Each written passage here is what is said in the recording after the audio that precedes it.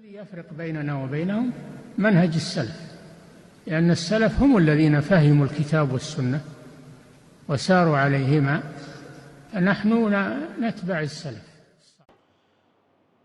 إن الحمد لله نحمده ونستعينه ونستغفره ونعوذ بالله من شرور أنفسنا ومن سيئات أعمالنا. من يهده الله فلا مضل له ومن يضلل فلا هادي له. واشهد ان لا اله الا الله وحده لا شريك له واشهد ان محمدا عبده ورسوله صلوات الله وسلامه عليه. يا ايها الذين امنوا اتقوا الله حق تقاته ولا تموتن الا وانتم مسلمون. يا ايها الناس اتقوا ربكم الذي خلقكم من نفس واحده وخلق منها زوجها وبث منهما رجالا كثيرا ونساء، واتقوا الله الذي تساءلون به والأرحام إن الله كان عليكم رقيبا. يا أيها الذين آمنوا اتقوا الله وقولوا قولا سديدا يصلح لكم أعمالكم ويغفر لكم ذنوبكم، ومن يطع الله ورسوله فقد فاز فوزا عظيما. فإن أصدق الحديث كلام الله، وخير الحديث حديث محمد صلى الله عليه وسلم، وشر الأمور محدثاتها وكل محدثة بدعة وكل بدعة ضلالة وكل ضلالة في النار. أما بعد. அல்லாஹ்வின் அடியார்களே, பாரக்கல்லாஹு லீ வலக்கும். சற்று ஒரு மிக முக்கியமான ஒரு தருணம், மிக முக்கியமாக வரலாற்றில் இந்த இஸ்லாமிய உம்மத் மறக்க முடியாத ஒரு சம்பவத்தை நாம் நினைவு கூற இருக்கிறோம். அந்த சம்பவத்தின் நினைவு கூறுவதினால் நமக்கு ஏற்படக்கூடிய அந்த படிப்பினையை இறுதியில் அல்லாஹ் நாடினால் நாம் அறிவோம் இன்ஷா அல்லாஹ். அல்லாஹ் நடிகார்களே, சற்று ஹிஜ்ரி ஆண்டு, அல்லாஹ் நடிகார்களே பாரக்கல்லாஹு ஃபீக்கும், 10ஆம் ஹிஜ்ரி, அதாவது ஹிஜ்ரி ஆண்டு 10ஆம் அந்த நாம் வருடத்திற்கு செல்வோம். துல்ஹிஜ்ஜா, அந்த துல்ஹஜ்ஜுடைய மாதத்தில் அல்லாஹ்வின் தூதர் ஸல்லல்லாஹு அலைஹி வஸல்லம் தங்களுடைய அந்த கடைசியும் முதலுமாக ஒரே ஒரு ஹஜ்ஜை செய்தார்கள் ஸல்லல்லாஹு அலைஹி வஸல்லம். அந்த ஹஜ்ஜை செய்துவிட்டு, இன்னும் சொல்ல போனால் அந்த யாத்திரையை அழகான அந்த வணக்க வழிபாடை முடித்துவிட்டு அல்லாஹ்வின் தூதர் ஸல்லல்லாஹு அலைஹி வஸல்லம் துல்ஹிஜ்ஜுடைய மாதத்தில் 13வது நாள் கல்லை எறிந்து பின்பு அங்கேயே தங்கி, அதற்கு பின்னால் அல்லாஹ்வின் தூதர் ஸல்லல்லாஹு அலைஹி வஸல்லம் அடுத்த நாள் ஃபஜ்ரை தொழுது, அதற்கு முன்னால் காபாவை வலம் வந்து இறுதி காபாவை, அதாவது இறுதி வலமாக சொல்லப்படக்கூடிய தவாஃபுல் வதா என்று சொல்லப்படக்கூடிய அந்த தவாஃபை முடித்துவிட்டு அடுத்த நாள் அல்லாஹ்வின் தூதர் ஸல்லல்லாஹு அலைஹி வஸல்லம் ஃபஜ்ர் தொழுது கிளம்புகிறார்கள். எதை நோக்கி கிளம்புகிறார்கள்? மதீனாவை நோக்கி கிளம்புகிறார்கள்.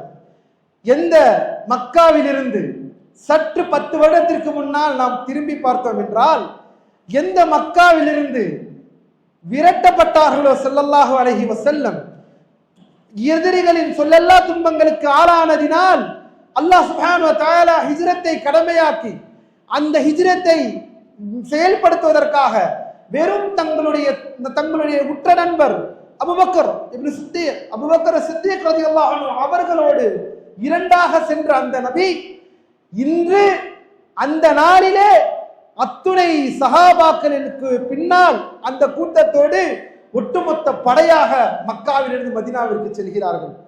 எப்பேற்பட்ட ஒப்புமையை பாருங்கள். மார்க்கத்தை நிலைநிறுத்தினதினால் பயந்து இருவராக சென்ற நபி ஸல்லல்லாஹு அலைஹி வஸல்லம் மக்காவிலிருந்து மதீனாவிற்கு அடுத்த 10 வருடம் கழித்ததற்கு பிறகு இந்த உம்மத்தின் தலைவராக, இந்த சத்தியத்தை நிலைநிறுத்தினவர்களாக, இந்த மார்க்கத்தை முழுமைப்படுத்தினவர்களாக.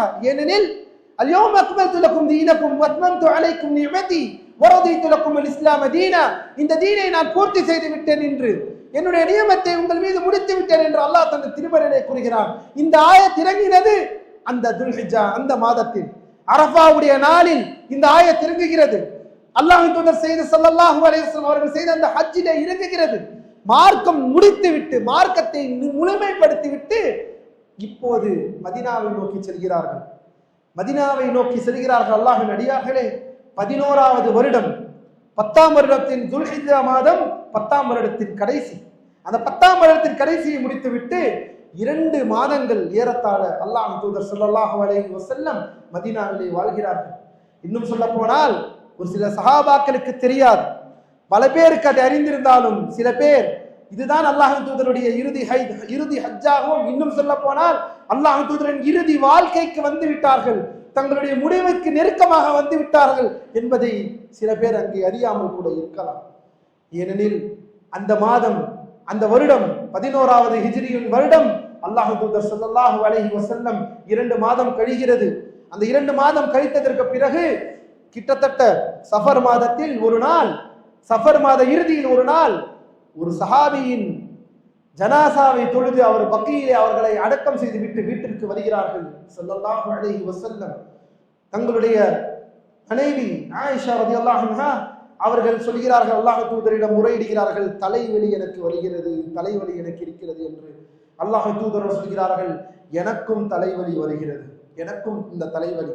அந்த தலைவலியை தான் அல்லாஹ் தூதர் ஸல்லல்லாஹு அலைஹி வஸல்லம் மரணத்திற்கு, அந்த மரணத்திற்கு, அல்லாஹ் தூதரின் மரணத்திற்கு முதல் காரணமாக அமைந்தது அல்லாஹ்வின் புறத்தில் இருந்து அந்த தலைவலி என்று உலமாக்கள் குறிப்பிடுகிறார்கள். அந்த சஃபர் மாதத்தின் இறுதியில் அல்லாஹ் தூதர் ஸல்லல்லாஹு அலைஹி வஸல்லம் என்று அந்த தலைவலி என்று சொன்னார்களோ, அதிலிருந்து அல்லாஹ் தூதர் அவர்களுடைய உடல் ஆரோக்கியம் குறைந்தது, மெலினமாக ஆகினார்கள் ஸல்லல்லாஹு அலைஹி வஸல்லம். இன்னும் சொல்ல போனால் அல்லாஹ்வின் அடியார்களே, பாரக்கல்லாஹு ஃபீக்கும், சற்று நாம் இந்த விஷயங்களில் நிறைய படிப்பினையை படிக்க இருக்கிறோம். மேலும் மகரிபுடைய தொழுகைக்கு அந்த ஒரு நாளிலே அவர்கள் நோயுற்ற நிலையிலே ஆகிவிட்டார்கள் ஸல்லல்லாஹு அலைஹி வஸல்லம். மகரிபுடைய தொழுகைக்கு வருகிறார்கள், மிகவும் தாழ்ந்த குரத்திலே, மிகவும் தாழ்ந்த குரலிலே தொழுகையை வைக்கிறார்கள். தொழுகையை வைத்து ஸல்லல்லாஹு அலைஹி வஸல்லம் வைத்ததற்கு பிறகு வீட்டிற்கு செல்கிறார்கள். இஷாவுடைய தொழுகை வருகிறது, அந்த தொழுகைக்கு தயாராகிறார்கள் சஹாபாக்கள். அல்லாஹ் தூதர் ஸல்லல்லாஹு அலைஹி வஸல்லம் அவர்களோ வீட்டை விட்டு வெளியே வரவில்லை, தொழுகைக்காக வீட்டை விட்டு வெளியே வரவில்லை. சஹாபாக்கள் எல்லோரும் நிற்கிறார்கள். எப்போது அல்லாஹ் தூதர் ஸல்லல்லாஹு அலைஹி வஸல்லம் காட்சி அளிப்பார்கள் நமக்கு, அந்த தொழுகை எப்போது அல்லாஹ் தூதரிடம் நாம் பின்னால் நின்று தொழுவோம் என்று காட்சி அளிப்பார்கள் என்று நின்று கொண்டிருக்கிறார்கள் சஹாபாக்கள். அல்லாஹ் தூதர் ஸல்லல்லாஹு அலைஹி வஸல்லம் அங்கே கேட்டது, அந்த இடத்திலே அவர்கள் கேட்டது, அவர்கள் வீட்டில் இருந்தபடி கேட்டார்கள், மனிதர்கள் சஹாபாக்கள் அந்த முஸ்லிம்கள் தொழுது விட்டார்களா, என்னுடைய தோழர்கள் தொழுது விட்டார்களா ஸல்லன்னாஸ் என்று கேட்கப்படுகிறது. அல்லாஹ் தூதர் ஸல்லல்லாஹு அலைஹி வஸல்லம் சொல்கிறார்கள், அவர்கள் கேட்டதற்கு சொல்கிறார்கள், இல்லையா ரசூலல்லாஹ், உங்களுக்காக காத்துக் கொண்டிருக்கிறார்கள். பின்பு அல்லாஹ் தூதர் ஸல்லல்லாஹு அலைஹி வஸல்லம் சொல்கிறார்கள், அபூபக்கரை தொழுமாறு நான் கட்டளையிடுகிறேன், அபூபக்கரை தொடரையை சொல்லுங்கள் என்று அல்லாஹ் தூதர் ஸல்லல்லாஹு அலைஹி வஸல்லம் இந்த இடத்தில் தனக்கு பின்னால் யார் வருபவர் என்பதையும் அந்த இடத்திலே தேர்ந்தெடுக்கிறார்கள் என்பதை அல்லாஹ் தூதர் ஸல்லல்லாஹு அலைஹி வஸல்லம் குறிக்கோளாக காட்டுகிறார்கள். அல்லாஹ்வின் அடியார்களே, அடுத்த நாள் வருகிறது, அபூபக்கர் சித்திக் ரலியல்லாஹு அன்ஹு தொழுகை வைத்தார்கள். அடுத்ததாக இவ்வாறே சில நாட்கள் சஹாபாக்கள் அபூபக்கர் சித்திக் ரலியல்லாஹு அன்ஹு அவர்களே தொழுகை நடத்துவதாக இருந்தார்கள். பின்பு ஒரு நாள் வருகிறது, யௌமுல் இஸ்னைன், அதாவது அல்லாஹ் பாதுகாக்க வேண்டும், திங்கட்கிழமை வருகிறது. அந்த நாளில் ஃபஜ்ருடைய தொழுகையை தொழுவதற்காக அல்லாஹ் தூதர் ஸல்லல்லாஹு அலைஹி வஸல்லம் அவர்களுக்காக எல்லோரும் காத்து கிடக்கிறார்கள். அந்த தொழுகையை அல்லாஹ் தூதரோ நோயுற்ற நிலையிலே இருக்கிறார்கள். எந்திரிக்க முடியவில்லை. அவர்களிடம் தன்னுடைய மனைவி ஆயிஷா ரலியல்லாஹு அன்ஹா கேட்கிறார்கள், தண்ணீரை எடுத்துக்கொண்டு வாருங்கள், தொழுகை முடிந்து விட்டதா, மனிதர்கள் தொழுது விட்டார்களா, தண்ணீரை எடுத்துக்கொண்டு வாருங்கள். தண்ணீரை எடுத்து குளிக்கிறார்கள் ஸல்லல்லாஹு அலைஹி வஸல்லம். அந்த நோயுற்ற நிலையில் தண்ணீரை எடுத்து குளிக்கிறார்கள். எதற்காக குளிக்கிறார்கள்? எத்தனை முறை குளித்தார்கள் தெரியுமா அல்லாஹ்வின் அடியார்களே? அந்த நோயுற்ற நிலையில் எந்திரிக்கிறார்கள், நடக்க முடியவில்லை, நடக்க பார்க்கிறார்கள், நடக்க முடியாமல் கீழே அமருகிறார்கள், மறுபடியும் எந்திரிக்கிறார்கள், அமருகிறார்கள். அந்த நோயுற்ற நிலையில் தண்ணீரை கொண்டு வர சொல்கிறார்கள், குளிக்கிறார்கள், மறுபடியும் மயக்கத்திற்கு செல்கிறார்கள், மறுபடியும் எந்திரிக்கிறார்கள்.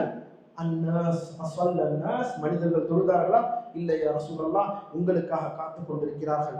அல்லாஹ் தூதர் ஸல்லல்லாஹு அலைஹி வஸல்லம் மறுபடியும் தண்ணீரை கொண்டு வர சொல்கிறார்கள், மறுபடியும் குளிக்கிறார்கள், மறுபடியும் மயக்கத்திற்கு செல்கிறார்கள். ஏன் இத்துணை முறை மறுபடியும் தண்ணீரை கொண்டு வர சொல்கிறார்கள், குளிக்கிறார்கள், மயக்கத்திற்கு செல்கிறார்கள்? கடைசியில் சுப்ஹானல்லாஹ் அல்லாஹ்வின் தூதர் ஸல்லல்லாஹு அலைஹி வஸல்லம் அவர்களால் அந்த தொழுகையை அவர்கள் வந்து அந்த இடத்திலே தொழுகையை தொழ முடியவில்லை. இன்னும் சொல்ல போனால் சஹாபாக்களை தொழுகை வைத்தார்கள். அபூபக்கர் சித்திக் ரலியல்லாஹு அன்ஹு அவர்கள் தொழுகை வைத்தார்கள். அல்லாஹ்வின் அடியார்களே, கடைசி வரை அல்லாஹ்வின் தூதர் ஸல்லல்லாஹு அலைஹி வஸல்லம் சொல்கிறார்கள், லா இலாஹா இல்லல்லாஹ் அஸ்ஸலாத்து அஸ்ஸலாஹ். லா இலாஹா இல்லல்லாஹ் என்று தன்னுடைய ரப்பை புகழ்ந்தவனாக லா இலாஹா இல்லல்லாஹ் தௌஹீத் இந்த கலிமத்தை சொல்லி தொழுகை தொழுகை என்று தங்களுடைய இறுதி உயிர் வரை, அந்த உயிர் இருக்கும் வரை அல்லாஹ்வின் தூதருடைய கடைசி வார்த்தை தொழுகையாகவே முடிந்தது. தன்னுடைய தொழுகை இந்த தொழுகையுடைய நிலைதான் நாம் இன்று இருந்து கொண்டிருக்கிறோம். இன்னும் சொல்ல போனால் திரையிலே சஹாபாக்கள் காத்து கொண்டிருக்கிறார்கள் எப்போது வெளியே வருவார்கள் என்று. ஆனால் அல்லாஹ்வின் தூதரோ வீட்டில் அமர்ந்தபடி அந்த திரையை உயர்த்துகிறார்கள், அந்த திரையை நவர்த்துகிறார்கள். சஹாபாக்களை பார்க்கிறார்கள். அபூபக்கர் அவர்கள் முன்னால் நிற்க, அவர்கள் பின்னால் மற்ற சஹாபாக்கள் பின் சூழ்ந்து நிற்க, தொழுகையை அந்த அழகிய அந்த காட்சியை பார்த்து புன்முறுவல்கிறார்கள், சிரிக்கிறார்கள், சந்தோஷம் அடைகிறார்கள். ஏன்? இந்த உம்மத்தை எதில் நான் விட்டு செல்ல நினைத்தேனோ அதில் நான் விட்டு சென்றிருக்கிறேன். எந்த தொழுகையை அவர்கள் பிடித்து நிற்க வேண்டும் என்று நினைத்தேனோ அந்த தொழுகை, அந்த தௌஹீதை நிலைநிறுத்தின மக்களாக, அந்த தொழுகையை பிடித்த மக்களாக நான் இல்லை என்றாலும் அடுத்ததாக வரப்பின்னால் வருபவர்களில் அமர்ந்து அந்த தொழுகையை தொழக்கூடிய மக்களாக நான் பார்ப்பதை அல்லாஹ்வின் தூதர் ஸல்லல்லாஹு அலைஹி வஸல்லம் சிரிக்கிறார்கள் என்றால் எப்பேற்பட்ட நிலையில் நம்மை வைத்திருக்கிறார்கள். சுப்ஹானல்லாஹ். அந்த தொழுகைக்கு எப்பேற்பட்ட முக்கியத்துவம், நாம் எந்த முக்கியத்துவத்தை கொடுத்திருக்கிறோம். அல்லாஹ் நம்மை பாதுகாப்பானாக. இவ்வாறுதான் ஹைருல் பரியா மனித குலத்தின் தலைவர் ஸல்லல்லாஹு அலைஹி வஸல்லம் அவருடைய வாழ்க்கை நமக்கு ஒரு மாபெரும் அவர்கள் வாழ்க்கை நமக்கு எடுத்துக்காட்டாக இல்லை என்றால், அவர்கள் வாழ்க்கையை நாம் பின்பற்றுபவர்களாக இல்லை என்றால் எந்த மனிதனின் வாழ்க்கையை பின்பற்ற போகிறோம் இந்த பூமியில், இந்த துன்யாவில்?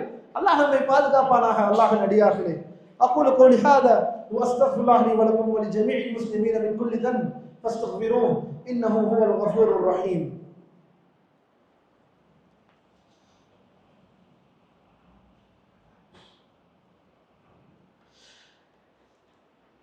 الحمد لله على إحسانه وشكره على توفيقه وامتنانه وأصلي وأسلم وأشهد أن لا إله إلا الله وحده لا شريك له تعظيما لشأنه وأصلي وأسلم على رسول الله صلى الله عليه وسلم.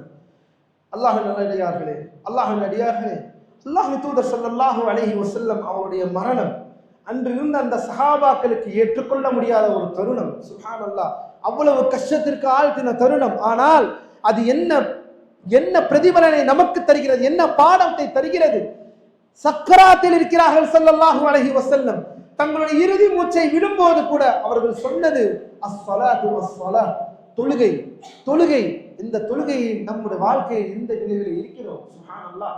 இந்த பூமியிலே வாழ்கிறோம்.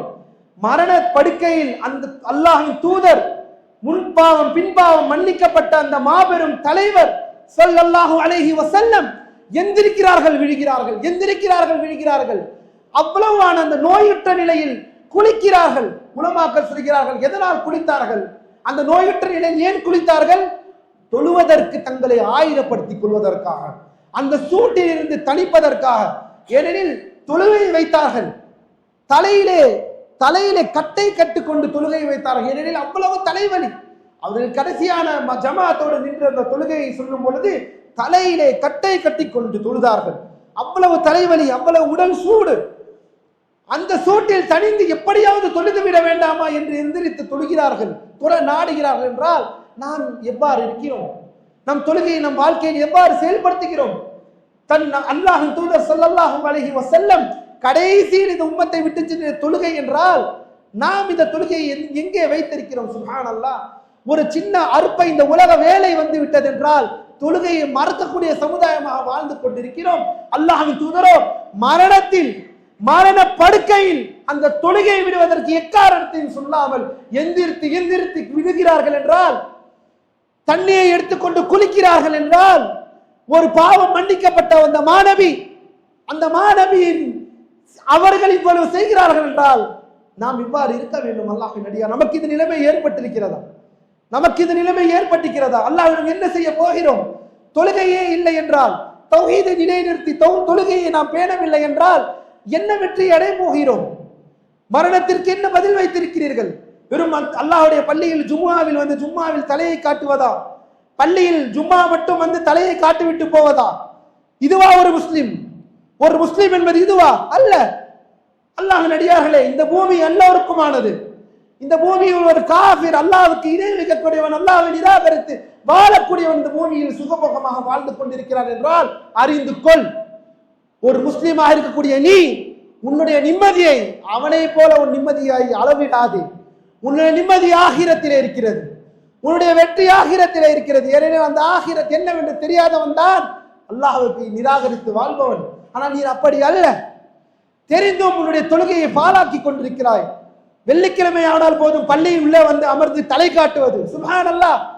இதுதான் அல்லாஹ்வின் தூதர் ஸல்லல்லாஹு அலைஹி வஸல்லம் அவர்களை பின்பற்றுவதா? அந்த நபிக்கு சொல்லக்கூடிய லா இலாஹ இல்லல்லாஹ் முஹம்மது ரசூலுல்லாஹ் என்று சொல்கிறோமே, எங்கே இருக்கிறது தொழுகை நம்முடைய வாழ்க்கையில்? அந்த தொழுகையை தொழுவது என்பது சடங்கல்ல அல்லாஹ்வின் அடியார்களே.